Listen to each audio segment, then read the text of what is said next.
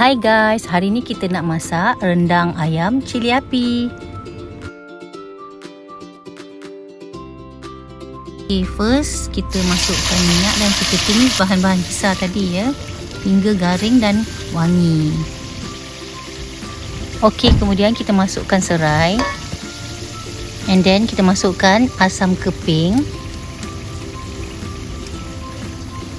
Ini kacau-kacau dulu ya.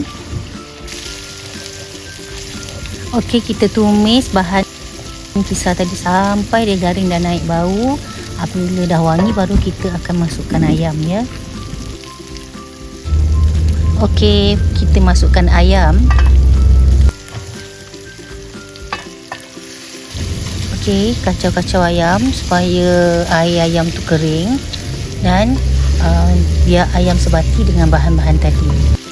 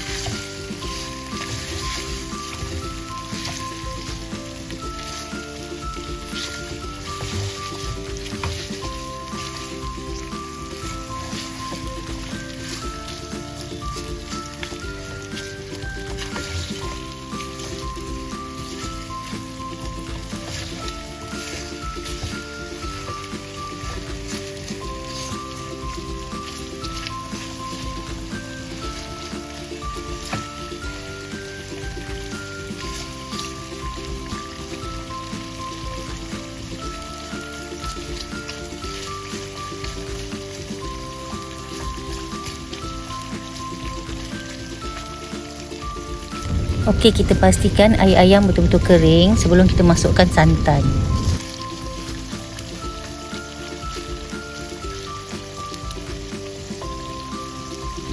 Okey, apabila air ayam dah kering, kita masukkan santan ya. Ikutlah berapa banyak yang kita mahukan. Kalau nak pekat, kita masukkan lebih. Ikut berapa banyak ayam. Kemudian kita masukkan sedikit air. Terpulang, kalau nak banyak kuah, masukkan lebih.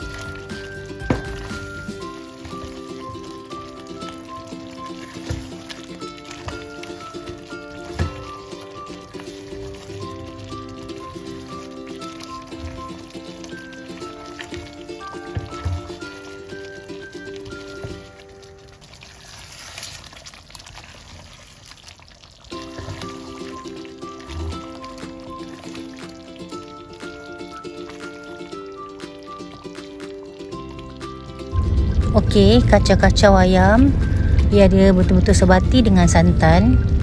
Dan okey, kita kacau lagi sehingga ayam betul-betul sekata dan betul-betul masak. Okey, kita masak kuah rendang sampai dia pekat sedikit. Setelah ayam betul-betul masak, kita masukkan kerisik.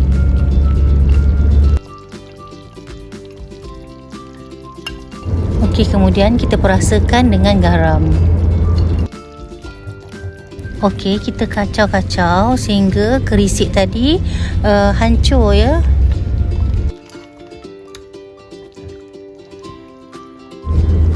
kacau sehingga semuanya sebati.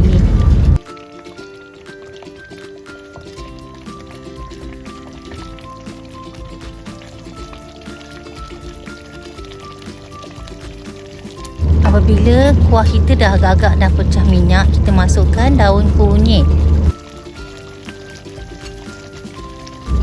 Okey, apabila rendang kita dah naik bau wangi, and then kuah dah pekat sikit, kita boleh rasa.